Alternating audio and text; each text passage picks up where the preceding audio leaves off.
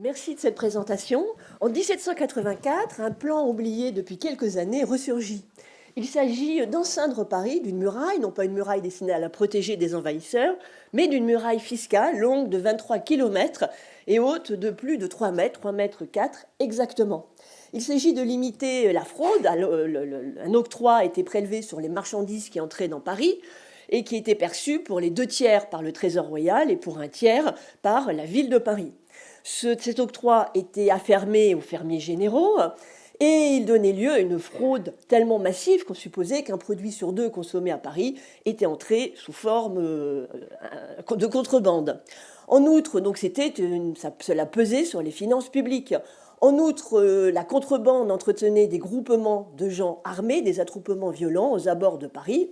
Et donc, il y a plusieurs justifications pour l'érection de ce mur. Entre 1785 et au moment de la Révolution française, il n'est toujours pas achevé, il sera achevé sous l'Empire, à la fois des raisons fiscales, des raisons de sécurité publique, des raisons de surveillance, ainsi que le signale Louis-Sébastien Mercier, le prince aime bien tenir ses sujets sous son œil, également des raisons d'embellissement de Paris, ça a été aussi l'erreur de l'architecte des barrières, Claude Nicolas Ledoux, qui a voulu faire des ouvrages monumentaux, notamment 17 grandes barrières, qui sont d'un goût mi-étrusque, mi-romain, mi-grec, cela faisait beaucoup, surtout pour des instruments fiscaux. Il s'agissait également de donner une délimitation claire à Paris, puisque chaque matin auparavant, les barrières de sapin étaient bougées un peu à leur gré de façon tout à fait arbitraire par les commis.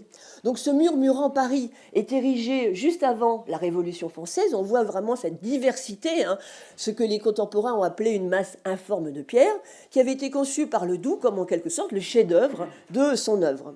Alors on sait que les barrières vont être attaquées la semaine du 14 juillet, et finalement l'octroi est rétabli par le directoire en l'an 7, et il va être maintenu par tous les régimes, parce que c'était très facile, la main du fisc paraissait invisible à l'occasion de ces prélèvements. Les grains en étaient exemptés. Alors, objet de curiosité, ces propylées de Paris vont atterrir curieux et touristes jusqu'en 1860. On ne faisait pas une visite à Paris sans aller assister, sans aller regarder ces barrières. Mais l'intérêt de cet octroi est, outre fiscal, d'assurer et de conforter la sécurité d'une capitale frondeuse. Et aux barrières et selon les régimes, tout le monde y trouve son compte. On arrête colifichets bonapartistes et royalistes, on arrête les livres prohibés et surtout les caisses de munitions et d'armes entrées en fraude. En même temps, et on le sait, autour de ces barrières se forment de véritables lieux de plaisir, puisque le vin était beaucoup moins cher. Donc tout un public populaire se presse, notamment le dimanche, aux barrières. Ainsi, cette description de la barrière de Montparnasse, avec une multitude de restaurants, cafés, marchands de vin, guinguettes, bagues, de toute espèce. En même temps, effectivement, un tel public crée des rixes fréquentes, et sous la monarchie de Juillet, un journal crée la catégorie des rôdeurs de barrières. Alors, dès la monarchie de Juillet, il y a des rumeurs d'extension, du fait de la croissance démographique des communes extramuros. Bien évidemment, ces rumeurs progresse considérablement après l'édification des fortifications sous la présidence du Conseil d'Adolphe Thiers en 1840-41. Et ces rumeurs renaissent, si l'on peut dire, de leurs cendres au moment de l'avènement de l'Empire en novembre 1852, puisqu'on connaît l'intérêt du prince président pour le développement de sa capitale. Et les rumeurs sont si insistantes qu'en novembre 1852, donc 2 jours avant le vote du plébiscite, le 19 novembre, il y a un démenti qui est publié au Moniteur universel disant que ces projets d'extension sont une fausse nouvelle, ces rumeurs d'extension sont une fausse nouvelle distillée par les malveillants. La meilleure preuve de l'intérêt du prince-président pour la consommation populaire, c'est le décret qu'il a effectivement adopté en mars 1852 et qui limite considérablement les droits d'octroi, qui impose une norme, disons un maximum aux droits d'octroi portant sur les vins, cidres, poirés, ce qui effectivement vise à protéger la famille en abaissant le prix de la boisson. Il faut se rappeler qu'un tiers des boissons consommées à Paris étaient frelatées, on estime à la grosse, et que les boissons, et notamment le vin, étaient une consommation populaire. Il s'agissait, et ce décret était dans l'esprit d'un député du corps législatif, une pensée toute favorable aux intérêts des classes les moins favorisées. Mais on sait ce qu'il advient des promesses des politiques, et le 9 février 1859, un décret impérial est pris qui annonce l'extension des limites de Paris. Et on voit qu'à cet égard, alors il y avait des rumeurs déjà depuis quelques années, hein. Dès le 7 février, donc 2 jours avant le décret impérial, la commune de La Villette diffuse une brochure contre l'extension, mais effectivement, le décret impérial, je ne pourrais pas prendre tout le monde de court, mais mène une procédure tambour battant, puisque selon la loi, chaque fois qu'il y a une modification de commune, il doit y avoir une enquête publique ouverte en mairie. Cette enquête commence le 13 février, donc vous voyez la limitation, enfin le temps très restreint. Elle s'achève le 23 février. Dès le 7 mars, les conseils municipaux des communes concernées, il y a 11 communes annexées et 13 fractions de communes. Ces communes devront se réunir en conseil extraordinaire, puis suivront les réunions des conseils d'arrondissement de Sceaux et de Saint-Denis. Et il s'agit de présenter l'extension comme irréversible. C'est ce que signale le ministre de l'Intérieur, Delangle. Le bon sens public ne comprenait pas qu'une ville eût 2 murailles. C'est exactement aussi ce que dit Haussmann, en considérant que ce mouvement progressif, qui va à rebours de la politique royale, qui jusqu'au XVIIIe siècle bornait Paris avec interdiction de construire au-delà de ses bornes. Haussmann montre qu'au contraire, Napoléon III rompt avec tous ses règnes pusillanimes et qu'il s'agit de faire entrer les communes extramuros, que l'on appelle suburbaines, dans le mouvement civilisateur. Il s'agit aussi de placer des populations éventuellement nomades, dangereuses, sous une surveillance efficace. En tout état de cause, alors les caricaturistes peuvent se moquer en 1860 de paysans qui se seraient réveillés un beau matin citadins. En fait, ces caricatures sont assez trompeuses. Alors depuis les années 1830, ces communes périphériques avaient connu une forte extension. Ce n'était plus depuis longtemps des jardins potagers ou une zone de simple cabaret offrant du vin bon marché. En 1830, l'industrie parisienne est encore essentiellement concentrée dans Paris. À partir de 1850, la statistique générale de la France révèle l'industrialisation de ces communes limitrophes, notamment Batignolles, Belleville, La Chapelle, Montmartre, Saint-Denis, La Villette. Et on voit effectivement que ce sont les industries nouvelles qui se sont installées dans ces espaces. Industrie chimique, mécanique, métallurgie lourde, eau de javel, acide sulfurique, machines à vapeur, forge à fer, atelier de chardonnerie, fabrique de sel d'ammoniac, fabrique de parfumerie. Ce n'est pas du tout l'image aujourd'hui qu'on a du Paris du Second Empire. Alors effectivement, lorsque le rapporteur de la loi, en mai 1859, évoque tous les intérêts froissés par cette annexion, alors il évoque les populations indigentes, il évoque les petits rentiers, les petits bourgeois, mais les seuls intérêts qui ont vraiment sollicité l'attention des pouvoirs publics, et notamment des députés, ce sont les intérêts des commerçants en gros et des industriels, ce que les contemporains appellent les anthropositaires et les usiniers. C'est le terme qu'on a rarement manufacturier ou industriel. Et c'est ce qui explique que le projet de loi va être très largement amendé. Voilà.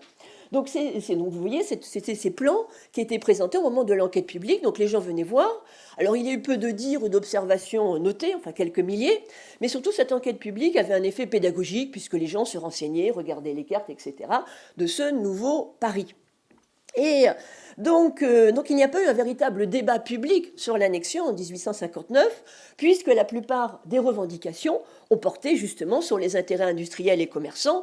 Les industriels, souvent sous forme de pétitions collectives, faisaient un tableau apocalyptique du Paris qui allait être annexé de ce nouveau Paris. Alors il y a eu non seulement l'enquête publique, mais quelques brochures, par exemple Ivry, qui se qualifie alors non pas de Californie, mais presque, une sorte d'Amérique ouverte aux pionniers où les terrains sont à bas prix. Et au contraire, l'annexion allait provoquer la ruine généralisée, notamment de ces nouvelles industries qui s'étaient développées depuis les années 1830. Alors, la consultation servait essentiellement d'instrument de légitimation d'une décision politique qui était déjà prise en amont, mais il n'empêche qu'elle permit de peser en quelque sorte sur les modifications de la loi. Et le législateur, en 1859, donc on est encore sous l'Empire autoritaire, va modifier la loi. Il va y avoir 3 éditions de cette loi, entre le projet initial de Napoléon III et le projet finalement adopté en juin 1859. Il s'agit essentiellement de modifications qui ont l'entrée en l'industrie, avec deux articles, alors je vais être un peu technique. L'article 5 qui ouvre l'entrepôt à domicile dans le Nouveau Paris. L'entrepôt à domicile permettait à des commerçants, la loi datée des années 1814-1816, d'emmagasiner des produits sans droit de douane, sous réserve qu'ils soient destinés au commerce général, c'est-à-dire réexportés hors de la zone du périmètre d'octroi. Donc c'est un avantage considérable pour les usines du Nouveau Paris. Lorsque vous faites entrer du sucre pour une fabrication de liqueur, si cette liqueur est destinée au commerce général, à ce moment-là, le sucre sera exonéré de droits d'octroi. Et le législateur a été beaucoup plus loin que Napoléon III, d'abord que le projet initial, d'abord parce que cet entrepôt à domicile est fixé pour 10 ans, et surtout, ajoute le législateur, il pourra éventuellement être, au bout de 10 ans, prorogé, et dans ce cas-là, il sera étendu à tout Paris. C'est une rupture fondamentale, puisque depuis 1720, l'entrepôt à domicile était interdit, prohibé à Paris, de peur d'une falsification des vins, qui avait lieu de toute façon. Et l'article 7, qui est aussi essentiel pour les manufacturiers, qui vise à leur donner la possibilité, pour tout le processus de fabrication, donc les combustibles et les matières premières, de continuer à payer pendant 7 ans l'octroi des anciennes communes de banlieue, qui payaient un octroi, mais beaucoup plus faible. Donc, dans un premier temps, effectivement, l'insatisfaction des industriels va être calmée, d'autant que ce qui est étonnant, au moment en 1859, le rapporteur de la loi justifie le démantèlement du mur au nom de l'honnêteté du commerce, en jugeant effectivement que tous ces industriels qui se sont entassés au pied des murs sont des privilégiés, et des privilégiés, dit-il, excusez-moi, moins intéressants que ceux des hommes frappés par la révolution de 1789, et le rapporteur juge que le démantèlement de ce mur est en quelque sorte un principe d'équité offert au commerce et à l'industrie. Le mur des fermiers généraux serait devenu, dit-il, un anachronisme. Laisser plus longtemps Paris à l'état de ville assiégée par le privilège, cela ne se pouvait pas. Donc on voit qu'en permanence autour de ce mur, les références révolutionnaires sont prégnantes. Donc dans un premier temps, les industriels et les entrepositaires, comme un véritable lobbying, aussi bien à l'occasion de l'enquête publique qu'auprès de la commission législative, avec de nombreuses demandes de nombreuses pétitions, demandes d'audience, etc. Dans un premier temps, ces industriels sont calmés. Le démantèlement du mur a lieu en janvier 1860. Les journaux illustrés vont abondamment reproduire cette démolition. Ils s'émerveillent des capacités de destruction acquises par les ouvriers parisiens. Sous une forme nostalgique, le journaliste de l'Illustration s'émeut de démantèlement de ces vieilles sentinelles de pierre en faction depuis 3/4 de siècle. Sur le théâtre de Belleville, on s'amuse. Un acteur, le 1er janvier 1860, interpelle ses spectateurs en disant qu'ils se sont réveillés ce matin tous auvergnats, stupeur de la salle, et le souffleur rétablit très fort, tous parisiens.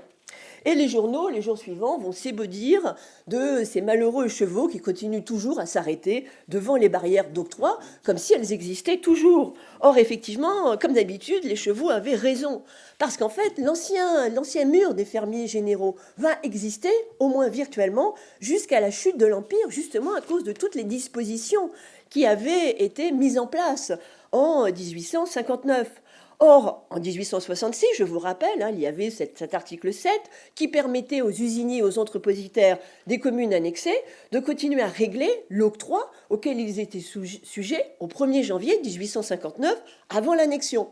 Et donc, en 6 ans, chacun a fourbi ses armes. La préfecture de police, la préfecture de la Seine, furieuse de ces restrictions en matière de droit d'octroi, Haussmann ne cesse de répéter que ces communes lui coûtent très cher, il évalue à 150 millions les simples travaux d'aménagement minimum, et donc toutes ces concessions accordées aux industriels l'ont fortement froissé. Et donc en 1866, au moment où on sait que la loi de l'article 7 ne sera pas prorogée, Haussmann décide, par une interprétation jugée par les uns abusive, de modifier aussi le régime de l'entrepôt à domicile. Il considère, puisque l'octroi porte sur les consommations locales, que par exemple lorsqu'on fait entrer des matières premières, lorsqu'on fait entrer du combustible, quelle que soit la destination des produits, qu'ils soient destinés à Paris ou au commerce général, ces combustibles et ces matières premières sont soumises à l'octroi. alors il y avait un conflit de jurisprudence depuis la monarchie de Juillet pour savoir ce qu'était la consommation locale en matière de production industrielle. Toute cette législation de l'octroi datait de la Restauration, avant la Révolution industrielle. Il y avait un conflit de jurisprudence entre la Cour de cassation et le Conseil d'État. Et Haussmann décide d'interpréter l'entrepôt à domicile non plus comme une immunité, par exemple on a parlé de Caille hier, quand Caille utilise 7000 tonnes de charbon par an dans ses usines de Grenelle.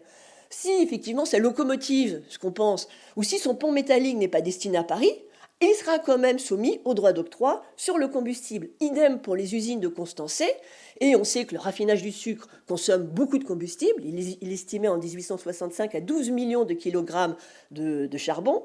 Idem, effectivement, pour Constancé, qui lui livre non seulement à Paris, mais dans le monde entier.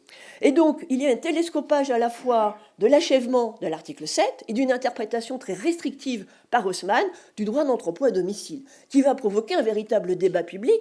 Donc l'annexion de Paris a bien donné lieu à un débat public, mais curieusement, il n'a pas lieu en 1859, mais il a lieu en réaction, si vous voulez, de façon différée en 1866. Et là, effectivement, on voit qu'il y a, alors le public s'enflamme, et c'est vraiment dans l'espace public. Pétitions adressées au Sénat, requêtes et demandes d'audience adressées à Napoléon III, articles, brochures. Alors certes, les brochures ne font pas des best-sellers, observations sur l'application de l'octroi de Paris au charbon et aux autres matières premières. Il n'empêche, ce sont des intérêts absolument essentiels qui sont froissés. Un industriel évalue que si la ville de Paris parvenait à faire triompher ses prétentions, elle percevrait une augmentation de plus d'1 million en taxes sur le charbon à la charge de 170 industriels. Les industriels, il y a des pétitions de 100, 110, 115 industriels, il y a des lettres publiques de Caille et de C notamment, et on voit que les usiniers mènent un lobbying actif, ils sont aidés. Ils sont aidés au Sénat, et notamment Michel Chevalier est leur représentant, on en a parlé hier, mais il va d'une part diffuser dans le journal Les Débats toute une série d'articles défendant l'industrie parisienne. Et au Sénat, lorsqu'une pétition d'industriels arrive en discussion, le rapporteur de la loi estime que cela ne fait pas partie de mission du Sénat, que le rapporteur veut immédiatement passer à l'ordre du jour. Michel Chevalier l'interrompt et fait durer la communication, fait durer son intervention sur 2 journées. Pour lui, il s'agit d'une pétition d'un intérêt très considérable qui touche au travail des 500 000 habitants de Paris. En effet, effectivement, ce n'est pas simplement le droit de propriété industrielle qui serait atteint, mais également la liberté de l'industrie et surtout la liberté du travail. Et ces libertés sont, sous la plume de Chevalier, une requête essentielle à rattacher aux grands principes révolutionnaires qui seraient menacés par cet octroi offensif voulu par la préfecture de la Seine. Et les débats sortent de la sphère économique en considérant d'une part que c'est une atteinte à la propriété. Constancé juge que ces nouveaux octrois voulus par la municipalité, c'est une nouvelle dîme, une nouvelle traite, un nouveau tribut. Est-ce juste? Est-ce rationnel? Au contraire, alors tout se passe dans la presse, Constancé dit nommément dans le journal Les Débats que la préfecture de la Seine en 1865, qu'Haussmann lui a menti les yeux dans les yeux, si j'ose dire, en lui promettant qu'il y aurait des aménagements pour les industriels. Le gouvernement demande des droits de réponse, toujours dans la presse. Et notamment, le journal Les Débats diffuse un communiqué du ministère de l'Intérieur en 1966 qui retourne la notion de privilège contre ces princes de l'industrie qui, tels les grands seigneurs d'autrefois, prétendraient s'émanciper du droit commun en abusant des grands mots de liberté et d'égalité. Les journalistes saint-simoniens également s'engagent dans le combat, et notamment Louis Jourdan, parce que derrière l'industrie, ce seraient les ouvriers qui seraient attaqués. On voudrait faire de Paris le caravansérail des pèlerins les plus fortunés en se débarrassant de ces ateliers jugés incommodes où ils montent ou puants. Or, ce que disent l'opinion nationale ou la presse, ou le siècle, excusez-moi, ce sont bien ces ateliers incommodes et puants qui sont un véritable facteur de civilisation, qui sont la vitrine du Paris du Second Empire. Ainsi que l'exprime Louis Jourdan, un gouvernement qui marche avec l'opinion publique n'a plus rien à craindre des ouvriers. De la même façon, Michel Chevalier fait une défense des ouvriers, et notamment des ouvriers de la métallurgie, de la grande industrie, en disant que depuis 1789, malgré leur robustesse de corps, ils n'ont pas plus participé aux révolutions que les autres, et plutôt moins. Finalement, cet appel récurrent de l'opinion publique à l'autorité impériale est entendu de façon tout à fait solennelle, hein, dans un discours prononcé devant le Sénat et le corps législatif en novembre 1869. Napoléon III, au-delà d'autres réformes, annonce le lancement d'une enquête publique sur les octrois, qui en outre avait été réclamée à l'issue de la grande enquête sur l'agriculture. Et à cet égard, effectivement, on remarque malgré tout une certaine déception, hein, pour les industriels parisiens, puisque sur les 36 000 communes, seules 1500 avaient une ville à octroi. Et ce questionnaire, qui est un questionnaire à dimension nationale, pose des questions, vous le voyez, vous ne le voyez pas, on voit un petit peu mal, très générales. Le périmètre de l'octroi intègre-t-il les exploitations agricoles? Parce que l'autre grand débat, c'est de savoir si l'octroi pesait ou non sur les producteurs agricoles, et notamment sur la viticulture. Il y a eu des essais d'abaissement de l'octroi, notamment au début de la Seconde République, où l'octroi sur les viandes avait été supprimé à Paris, sans effet sur le prix pour les consommateurs et sans effet donc pour le producteur. Bon, chaque fois qu'on abaissait les prix de l'octroi, c'était les intermédiaires qui en profitaient. Mais malgré tout, en dehors de tous ces problèmes, on voit effectivement que les combustibles et matières premières sont vraiment rejetés en fin de questionnaire. Et en outre, alors ce questionnaire commence à être diffusé par le ministère des Finances auprès des préfets au début de l'année 1870, donc les résultats ne vont pas pouvoir être collectés. Et surtout, cette enquête publique, comme toutes les enquêtes publiques sur les impôts, provoque une inquiétude diffuse dans les campagnes, les paysans craignant une abolition de l'octroi qui leur ferait porter sur leurs propres impôts les frais des aménagements urbains. Finalement, à la chute de l'Empire, donc en 1870, de nouveau, il y a une mobilisation des industriels et usiniers parisiens qui ne se satisfont pas de cette enquête. C'est comme faire une commission, cela revient quand même un petit peu à enterrer le problème. Il n'empêche qu'en 1870, aucune décision n'est prise sur l'entrepôt à domicile, qui est absolument essentiel pour les industriels. Par exemple, Caille considérait que l'augmentation de cet impôt sur le charbon lui coûtait 100 à 120 000 francs annuellement. Et donc, à la chute de l'Empire, finalement, les conséquences fiscales de l'extension ne sont toujours pas apurées. Napoléon III s'était rêvé, en quelque sorte, avait rêvé abattre cette muraille des fermiers généraux qui avaient subi les assauts de la Révolution. Toutes les révolutions parisiennes connaissent leur moment barrière, que ce soit 1789, 1830, etc. Et donc Napoléon III avait prétendu, par sa simple volonté, abattre la muraille fiscale qui avait résisté à toutes les vagues révolutionnaires, tout en améliorant la situation de la classe la plus nombreuse, notamment à Paris, en vain, puisqu'en fait, il lègue ce problème à la Troisième République et finalement, les aménagements fiscaux en matière des industriels sont adoptés en 1873. Il faudra attendre la fin du siècle pour voir des aménagements fiscaux au profit de ce qu'on appelle les boissons hygiéniques. À cet égard, effectivement, ces impôts, et notamment l'impôt sur le vin, qualifié d'impôt progressif à rebours, est toujours effectif à la chute de l'Empire, et le mur des fermiers généraux existe toujours au moins fiscalement en 1870. Je vous remercie.